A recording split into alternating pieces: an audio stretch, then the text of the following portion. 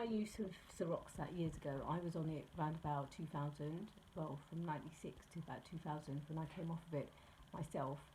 Um, it's actually one of those antidepressants. It's actually widely used in America. It's really quite a good one.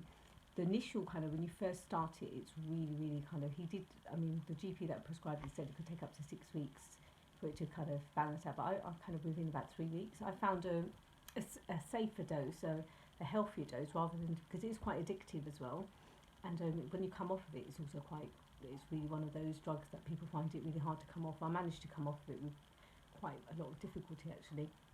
It really affected me. But when I first started it off, I could smell it, like my sense of smell really was aroused. It was really, really strong. Everything just smelled really strong, like strong sense of, I could smell like fish everywhere. Tobacco was like, I could just smell tobacco and it was really strong. It was like and coffee tasted really, really strong. So it kind of had this effect on me. It was like, because it's almost, like kind of so strong, it's kind of off-putting. Literally drinking tea or coffee, it just tasted like tobacco all the time. And I was having weird dreams as well at the time, so I was kind of waking up in night sweats and everything. But and the night sweats carried on actually throughout the use of it. Sometimes I'd be asleep, I'd be wake up drenched, like kind of in sweat, and it was just really, really a bit much, But like my feet would sweat, everything, my whole body would just be sweating. But it could also be where I was sleeping actually. It was in the loft room. It was quite like all the heat would travel up. But I found that when I was doing my night shift and I was still using it, it would like really, really kind of zonk me out, and I found it was almost like a sleeping tablet in some ways. Although it isn't, obviously, it's for depression. So I wouldn't recommend people drink at all when they do it, just in case. It's because a drink might kind of, make you a bit more sedated anyway. And if you're feeling tired and then you're kind of doing these tablets, it has like a sleeping tablet effect, literally. Because I mean, the alcohol might kind of knock you out a little bit, make you drowsy, but somehow the two combined is like lethal. It could, like, literally, I'd fall asleep when I'm out with my friends, and I'd be waking up and like kind of really kind of half asleep. But it was probably because I was genuinely exhausted from working the shifts and then kind of going out when I was still really tired. So it didn't help. I mean, it was just like literally, I wouldn't recommend it in that respect. But it's worth. I mean, it's something that's good for short to medium term. Definitely, I don't know about long term side effects, although it does cause birth defects. So, at about 2000, I decided I wanted children, like kind of in the near future. So I came off of it, and it kind of. I mean, still kind of. I did get really quite depressed when I came off of it. Actually, I must admit, it kind of really affected me, and I was like really, really feeling thin.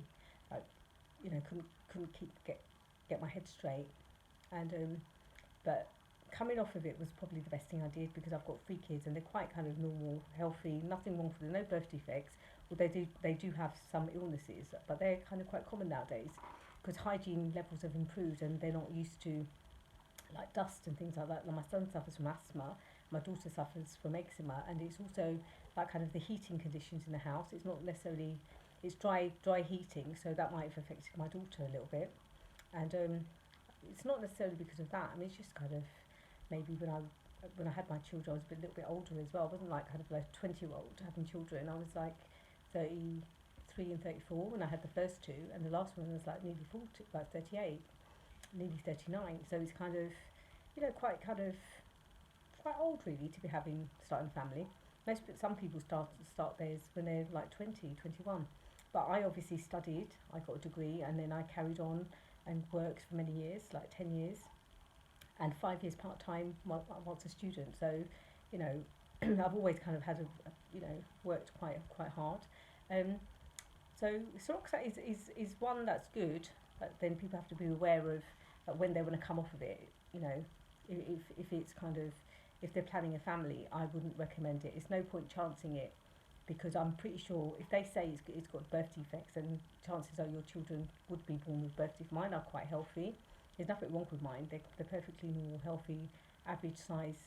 The oldest two are kind of growing normally. My daughter's quite a decent height. My son's normal height. They've got quite decent, their intelligence is quite normal, a bit above average maybe at times.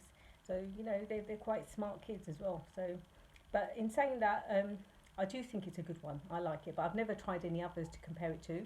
Like if I tried, like people are put on other types of antidepressants, I've never tried it really. That's the only one I ever tried. So to compare it with something else, I wouldn't really be able to say. But I do know people who've got bipolar condition, and they're on different things, and it works for them. You know, whatever they're on, they're happy with. It's fine. But I mean, I was told I didn't really need to be on it for more than about 6 months, but I'd just been using it for so long. So there you go. I mean, you know, depression is depression. People do need help when they're suffering.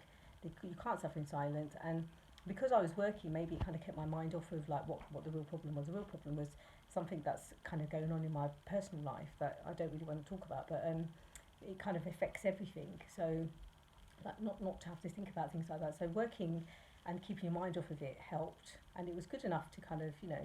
But it's one of those, when you first start using it and when you come off of it, they're the times that you have to be very careful, because it's, you know, you're not yourself. When you're taking those tablets, you're not yourself even then.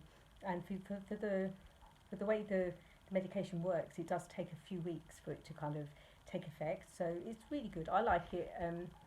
You know, it's not something. It's quite good and it's quite cheap as well. Like to produce, apparently for the NHS, it's like £1.10 for a month's supply. So it's actually quite, you know, it's a good cheap product for the NHS. They buy it and they get a good deal.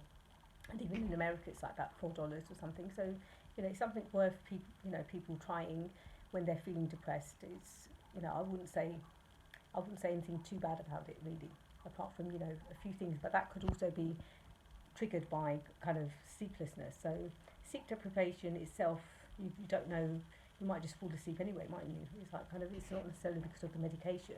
But anyway, I liked it. So you know, it's in my opinion, it's fairly safe.